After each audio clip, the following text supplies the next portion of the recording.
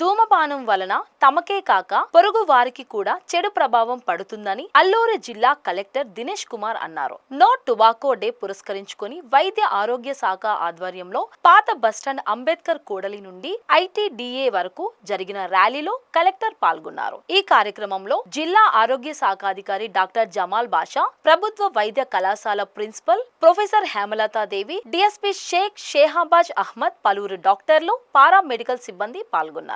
పొగాకు వినియోగం, ధూమపానం వలన నోరు, ఊపిరితిత్తుల క్యాన్సర్ వచ్చే ప్రమాదం ఉందని కలెక్టర్ అన్నారు. పొగాకు నమలడం, ధూమపానం వంటి అలవాట్లు ఉన్నవారు వాటి వలన కలిగే అనారోగ్య సమస్యలపై చైతన్యవంతులు కావాలని, పొగాకు వినియోగాన్ని అరికట్టాలని అన్నారు. ముఖ్యంగా యువత ధూమపానం, మత్తు పదార్థాల వినియోగాన్ని విడనాడాలని సూచించారు. కళాశాలలు, పాఠశాలలు, బహిరంగ ప్రదేశాలలో పొగాకు వస్తువుల విక్రయం, వినియోగం నియంత్రించాలన్నారు.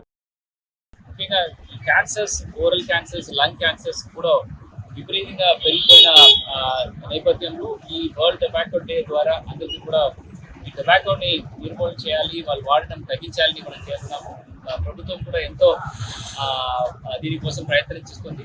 బట్ మనకుంటున్న ప్రొడక్షన్స్ కానీ సేల్స్ కానీ అది తగ్గించాలంటే ఖచ్చితంగా వినియోగస్తులు దీని గురించి వాళ్ళకున్న చైతన్యం పెంచుకొని వినియోగించకుండా వాళ్ళు అరికట్టినప్పుడు ఇది వినియోగం తగ్గుతుంది వాళ్ళని చెప్పుకొని, ముఖ్యంగా యువతులు స్కూల్స్ అండ్ కాలేజెస్లో కూడా ఎర్లీ స్టేజెస్లో పిల్లలు ఇది పికప్ చేసిన స్మోకింగ్ హ్యాబిట్ని అది అరికట్టడానికి కూడా ఎడ్యుకేషన్ డిపార్ట్మెంట్ ద్వారా అందరికీ చెప్పడం జరుగుతుంది.